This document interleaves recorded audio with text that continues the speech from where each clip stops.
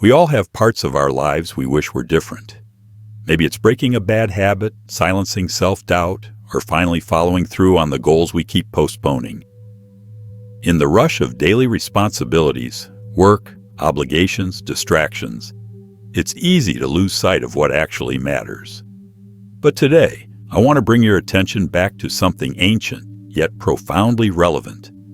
A truth from Stoic philosophy. One that says it's not what happens to us, but how we respond that defines our lives. What if lasting change doesn't come from fixing the world around us, but from strengthening the world within us? By applying Stoic principles, we can begin to see every obstacle as an opportunity, every setback as a stepping stone toward growth. This shift from reaction to reflection can turn frustration into power and disorder into clarity.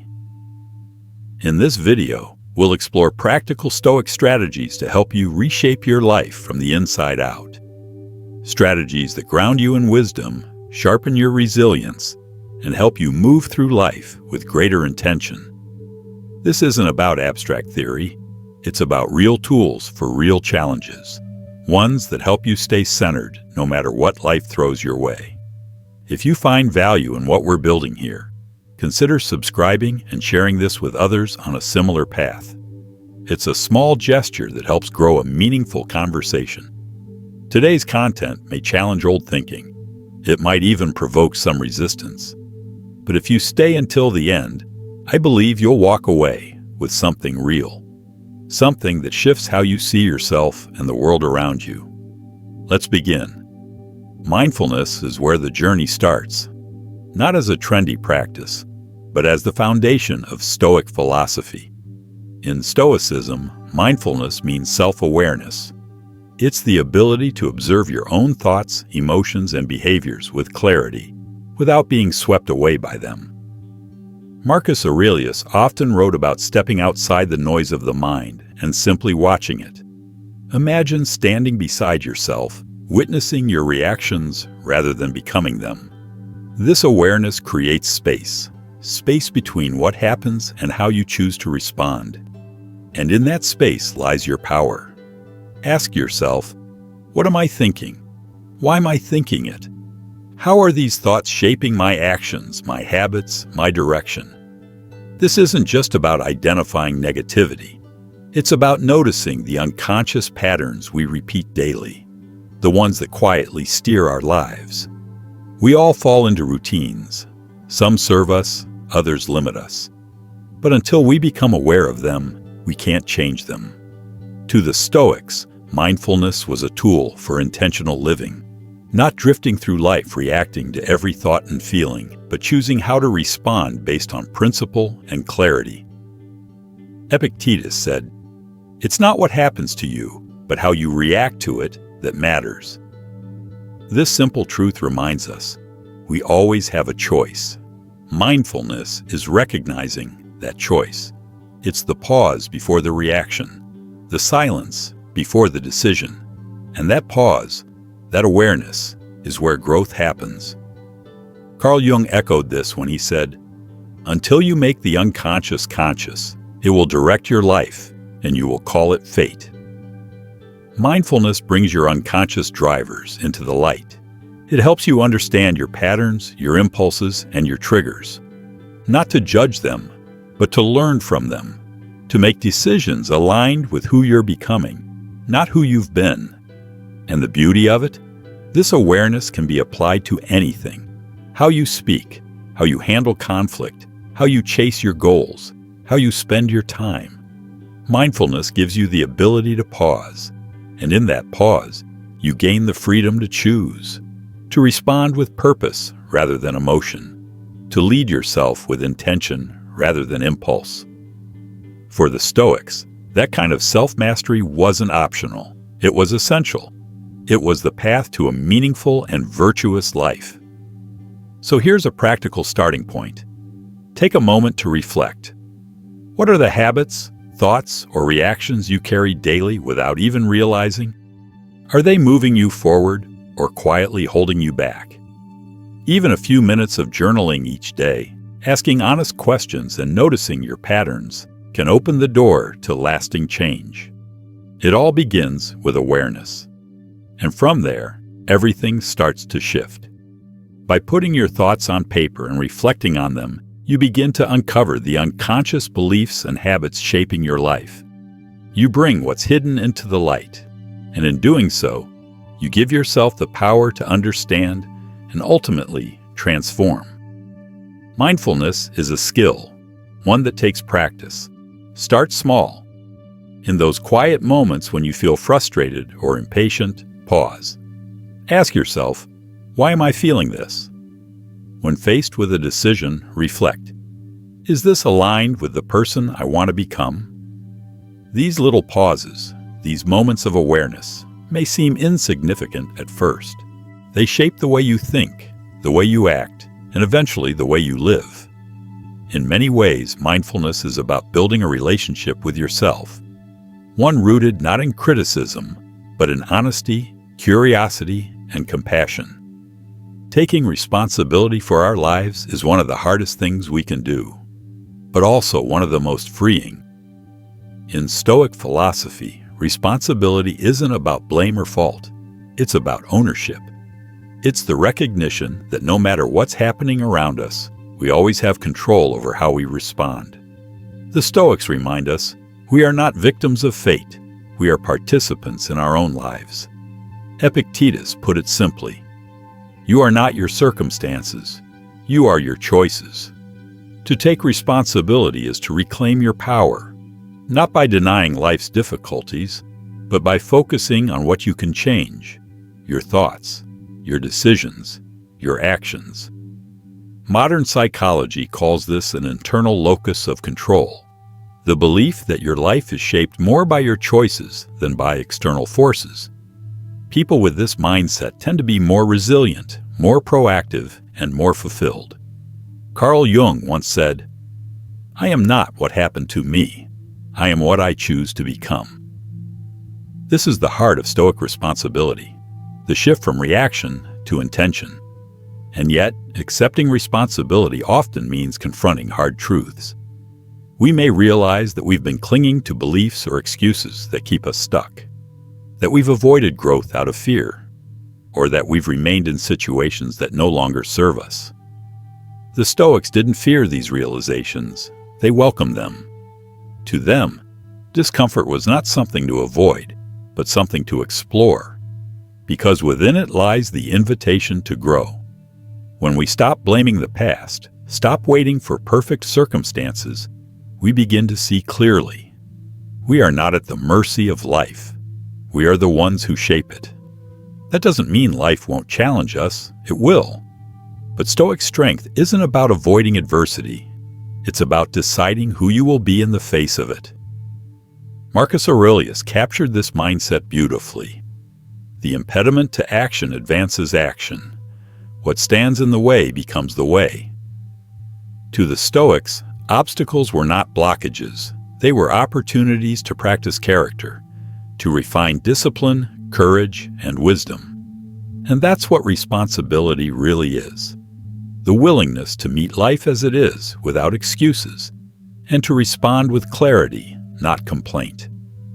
We've all said things like, if only I had more time, or if things were different, then I could.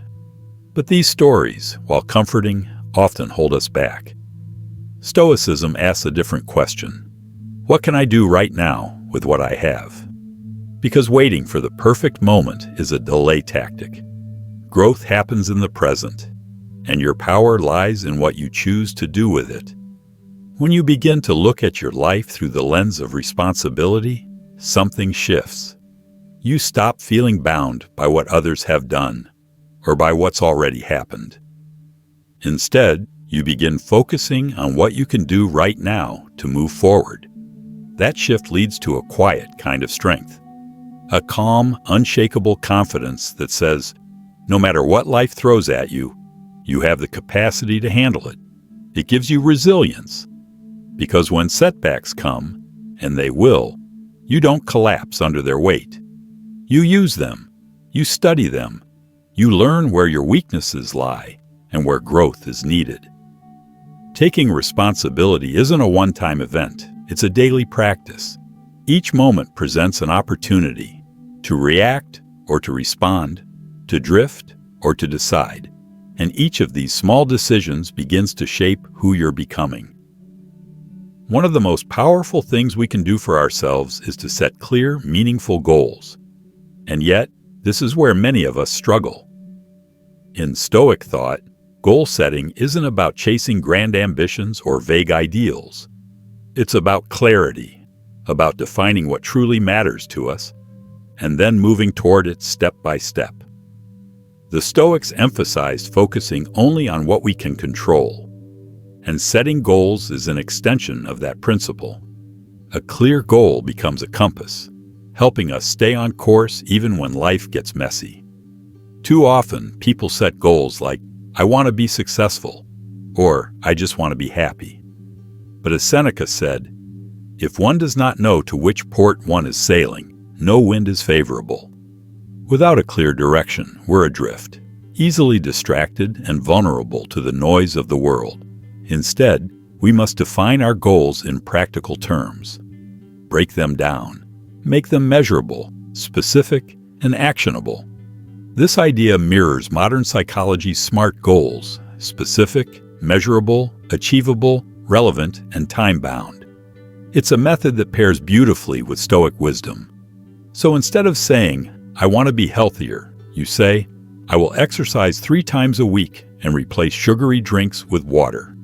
Now you have something concrete, something within your control.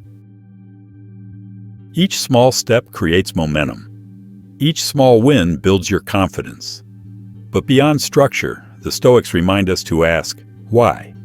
Why is this goal important? Does it align with your values? Is it something that fosters growth, or something that simply mirrors what others expect of you? Epictetus taught us to pursue goals that build character, goals that foster virtue, resilience, and wisdom. Because when your goals are rooted in meaning, your commitment will carry you through adversity. Carl Jung put it this way: your vision will become clear only when you look into your own heart. Who looks outside dreams, who looks inside awakes. True goals come from within. They aren't echoes of others' expectations. They're reflections of your deepest values. And when times get tough, that inner clarity will keep you going. Setting goals isn't about checking boxes. It's about building a path. Each small step should move you closer to the person you want to become. If your goal is to cultivate a Stoic mindset, don't overthink it. Start with a few simple practices. Journal for 5 minutes each morning. Meditate quietly. Read a passage from meditations or discourses each day. These habits may seem small, but over time, they compound, and they lead to real, lasting transformation. The Stoics also understood that goals should stretch us, but not break us. There's a balance between being challenged and being overwhelmed. If your goals are too ambitious, you risk burnout. If they're too easy, you risk stagnation. As Marcus Aurelius said, "Waste no more time arguing about what a good person should be one." This is a reminder to act, not to wait for the perfect plan. Set the goal. Start small. Adjust as needed. And stay committed to the journey. It's also important to review your goals regularly. Life changes. So should your approach. If something no longer aligns with your values or current reality, don't be afraid to refine it. The point isn't to be rigid. It's to stay honest and intentional. And along the way, don't forget to celebrate progress. Not just the big wins, but the small ones too. Each step matters. In Stoicism, the journey itself holds as much value as the destination. Take a moment to acknowledge how far you've come. This reinforces the habits you're building and keeps your motivation alive. Resilience and consistency are at the heart of personal growth, and they're principles the Stoics deeply valued. Life is unpredictable. Adversity often arrives unannounced. But Stoicism teaches us, even when we can't control what happens, we can always control how we meet it. That's where resilience begins, not in avoiding struggle, but in learning to face it directly, to adapt, to keep moving forward. Marcus Aurelius captured this perfectly. The impediment to action advances action. What stands in the way becomes the way. Obstacles aren't detours, they're invitations to grow. Think of resilience as a muscle. The more you use it, the stronger it gets. And every time you face difficulty and choose not to retreat, you train yourself to handle more. But resilience on its own isn't enough. It needs a partner, consistency. Motivation comes and goes, but consistency is built through discipline. Epictetus once said, "No great thing is created suddenly, just as a fig or a bunch of grapes takes time." This is a call for patience, for steady, repeated effort, even when results are slow. True growth happens through consistent action, small steps taken day after day. One of the most effective ways to build consistency is through simple routines. You don't need something elaborate, just something you can stick to. Maybe you journal each evening, or take 10 minutes each morning for reflection. Over time, these small actions become anchors, holding you steady when life gets chaotic. The Stoics believed in daily practices, not for perfection, but for preparation. They knew that when hard times came, preparation would carry them through. When the initial excitement fades, when the road gets rough, when progress feels slow and challenges pile up, that's when discipline matters most. The Stoics understood this deeply. To them, discipline wasn't about punishment or rigidity. It was about perseverance, the quiet strength to keep showing up even when it's difficult. Every time you stick to your commitment, even when motivation has vanished, you're building your ability to stay steady under pressure. Discipline fuels consistency, and consistency strengthens resilience. Another vital part of resilience is learning how to navigate failure. Stoicism doesn't teach us to avoid failure. It teaches us to welcome it as part of growth. When we stumble, when we fall short, it's not a sign to give up. It's a signal to reflect, adjust, and move forward with new wisdom. Failure isn't defeat, it's feedback. It shows us what didn't work so we can discover what does. Marcus Aurelius once said, "The best revenge is not to be like your enemy." In other words, don't let failure turn you bitter. Don't let it harden your heart or distort your path. Let it refine you. Let it shape you into someone wiser and more grounded. Every setback, every hard lesson is another layer of strength being built. Resilience grows not by avoiding struggle, but by walking through it, eyes open, heart steady. And with that comes another lesson the Stoics valued deeply: patience.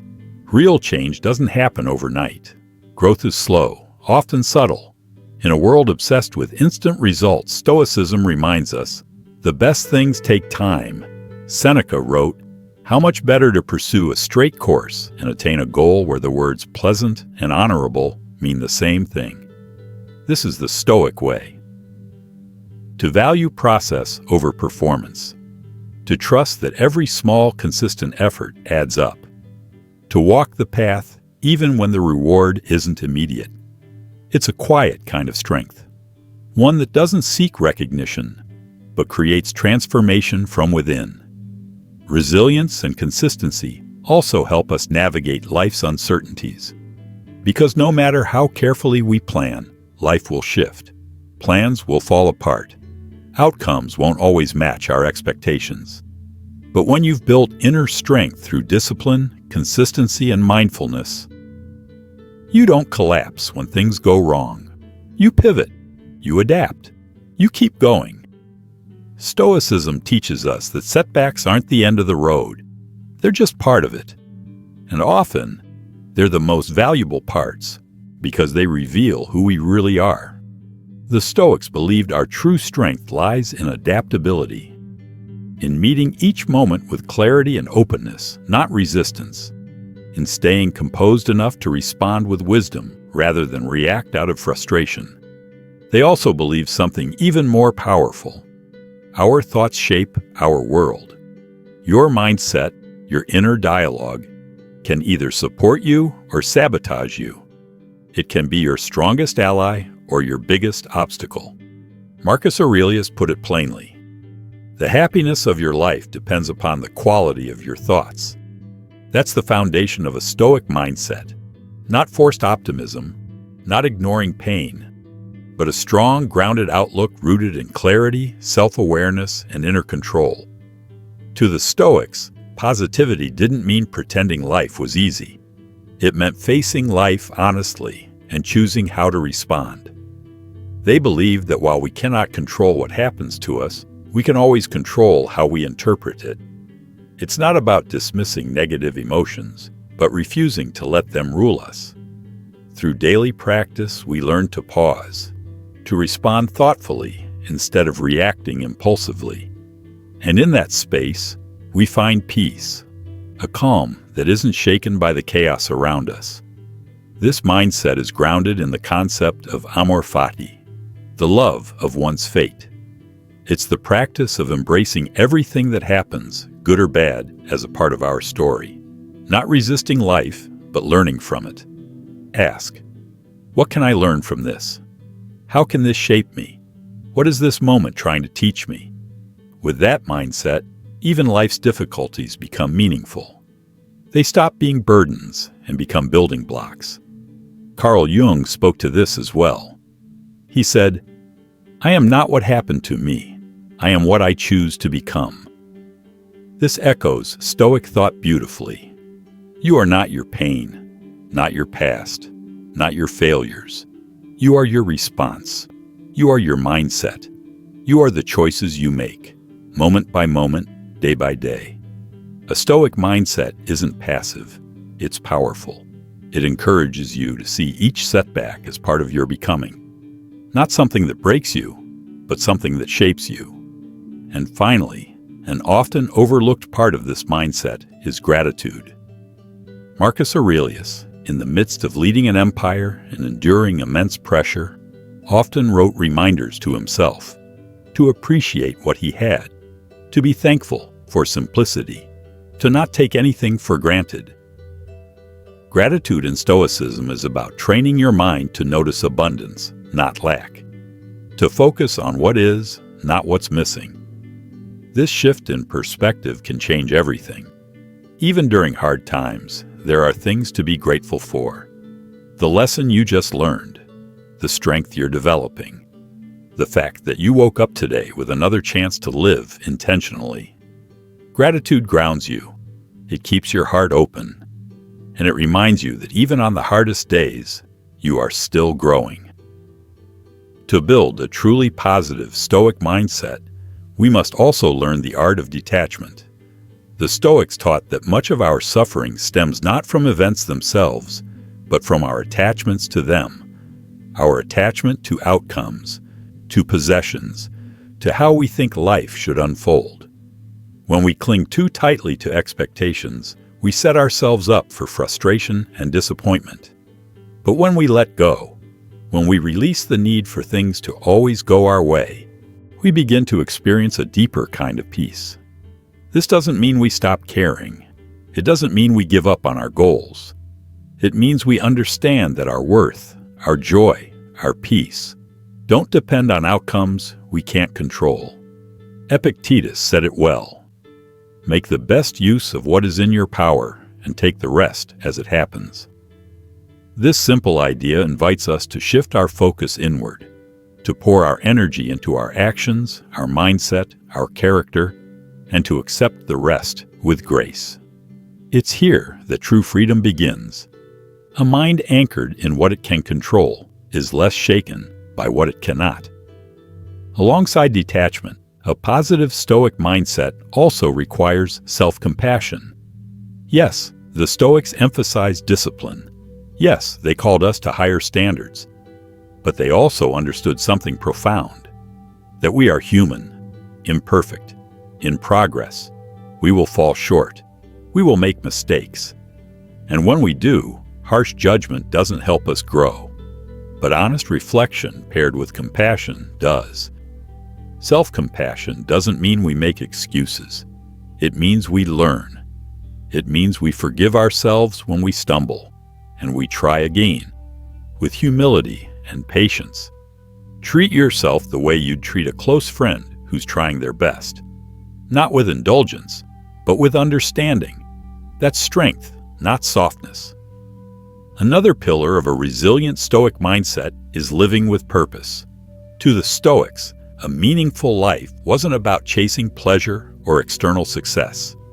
It was about living in harmony with our values: wisdom, justice, courage, temperance. When we align our daily actions with these timeless virtues, we begin to feel grounded, not swayed by every passing emotion or setback. Our lives start to carry weight. A quiet, steady fulfillment replaces the need for constant external validation. And that sense of purpose, it becomes the foundation of a deep and lasting positivity. There's a simple but powerful way to stay connected to all of this: daily reflection. Each day, take a few quiet moments to check in with yourself. Ask, did I respond with patience today? Did I act with integrity? Did I let small things disturb my peace?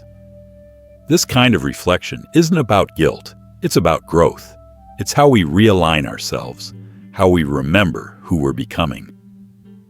Marcus Aurelius did this every day, writing, questioning, observing, not for praise but for clarity, to stay anchored in the principles that gave his life direction. And today, that same practice is just as relevant, just as powerful. A positive Stoic mindset isn't built in a day. It's formed moment by moment, by how we think, how we respond, how we choose to show up. With detachment, we find peace. With self-compassion, we build resilience. With purpose, we create meaning. And with reflection, we stay on course.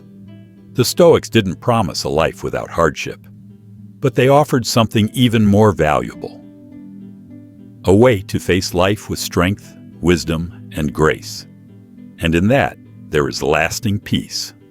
The Stoics understood something timeless. A strong mind requires a strong body. They never saw well-being as a luxury or a distraction from philosophy, but as a necessity for living a purposeful, resilient life. To cultivate wisdom, to practice discipline, to withstand life's storms with grace, you must first take care of the vessel that carries you, your body and your mind. Epictetus once reminded his students that the body is a gift, a tool to be respected and maintained, not worshipped, not pampered, but nurtured, so that you can show up to life with energy, clarity, and focus. Self-care, then, is not selfish. It's responsibility. It's part of becoming your best self, not just in mind, but in action. In Stoicism, health is what's called a preferred indifferent. It's not the ultimate good. Virtue holds that place. But health is something we should pursue when it's within our reach. We can't control everything about our health, but we can make choices that honor it. The Stoics weren't interested in indulgence, but they weren't ascetics either. They believed in balance, in respecting the body's natural rhythms and needs. Marcus Aurelius wrote often in his journal about the importance of physical well-being. He knew that a clear mind is easier to access in a well-cared-for body, that when we feel strong, we endure more. When we're rested, we respond better. When we're grounded in our health, we're more present to the challenges of life. From a Stoic lens, self-care is discipline and practice. It's choosing what nourishes you, especially when it isn't easy. Take exercise, not as a means to impress or to chase vanity, but as training for the body and for the mind. Every time you follow through on movement, despite resistance, despite discomfort, you remind yourself that you are capable, that you can commit, that you don't need to feel motivated to show up with intention. These moments build strength, not just in your muscles, but in your will. Mental and emotional health are just as essential. Seneca once said, "A sound mind and a sound body is a short but full description of a happy state." Today, We live in a world that glorifies nonstop productivity. But the Stoics knew the value of slowing down, of stillness, of reflection. Mental self-care means giving your mind space to breathe. Whether through quiet journaling, meditation, or simply stepping away from noise, these habits restore clarity and calm. Without rest, even the wisest mind becomes reactive. Even the strongest resolve can fray. Nutrition, too, plays a role in Stoic self-care. Musonius Rufus, a lesser-known but deeply wise Stoic, taught the importance of simplicity in diet, of eating to nourish, not to indulge. He believed food should serve the body, not enslave the mind. That doesn't mean following strict diets or rules. It means being intentional, eating in a way that gives you energy, that supports focus, that aligns with a life of moderation and purpose. It's a quiet form of respect, choosing what fuels you, not just what comforts you in the moment. In the end, the Stoic approach to health isn't complicated. It's practical, balanced, grounded in virtue. Care for your body because it allows your mind to function with clarity. Care for your mind because it governs every choice you make. And care for both, not out of vanity or fear, but out of respect for the life you've been given and for the person you are still becoming. Epictetus once said, "The key is to keep company only with people who uplift you, whose presence calls forth your best." This isn't just social advice. It's a principle for protecting your inner peace. Your mental space is sacred.